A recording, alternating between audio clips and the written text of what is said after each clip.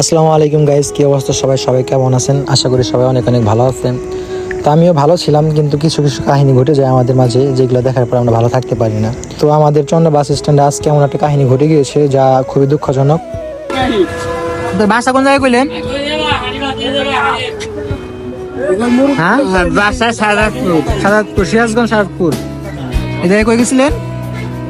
হিমাচল কি কি হয়েছে আপনার লাগে? মানে কয় টাকা নিয়ে গেছে? 700 টাকা নিয়ে গেছে। কিছু খাওয়াইছিল?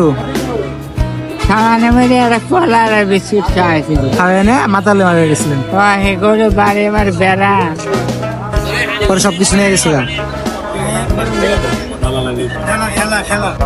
তো আপনারা দেখতেই পেলেন যে মানুষের সাথে কি ঘটে গিয়েছে বা শুনতেই পেলেন। তো বিষয়টা হচ্ছে আমরা মানুষরা এরকম হয়ে গিয়েছে, এখন গরিব দুঃখী মানুষের পিছনে বেশি লাগি বা তাদের ক্ষতি করার চেষ্টা করি সবসময়। তো আমাদের চন্না বাস স্ট্যান্ডে প্রায় এরকম ঘটনা ঘটে যায় যা আমরা সবাই জানতেও পারি না। এরকম অনেক ঘটনা আমরা সবসময় চেষ্টা করবো আমাদের আশেপাশে এরকম ঘটনা ঘটলে তাদের সাহায্য করার জন্য, আর সবাই সেফটিভাবে চলাফেরার চেষ্টা করব যাতে এরকম কেউ দুর্ঘটনার শিকার না হয়। তো আমরা যতদূর পেরেছি সাহায্য করার জন্য ভাই ভাইদারে মিলে তাকে সাহায্য করেছি, আর তাকে গাড়িতে উঠিয়ে দিয়েছি সিরাজগঞ্জে, যাকে তাকে নামিয়ে দেয় সুন্দরভাবে, এবং তার ফ্যামিলির সাথে কথা বলে তাদেরকে পৌঁছে দেওয়ার চেষ্টা করেছি।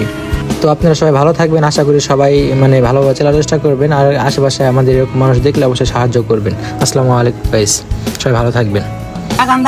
আমার দিকে টাকা 200 টাকা দিয়ে দিলাম, ঠিক আছে? এটাতে আপনি কিছু খাইেন। হাতে না পকেটে বেরিয়ে দেবে রাতে না 200 টাকা দিয়ে দিস, ঠিক আছে? পকেটে দে হ্যাঁ পকেটে দে। গাড়ি ভাড়া কই দিস? গাড়ি ভাড়া লাগবে না।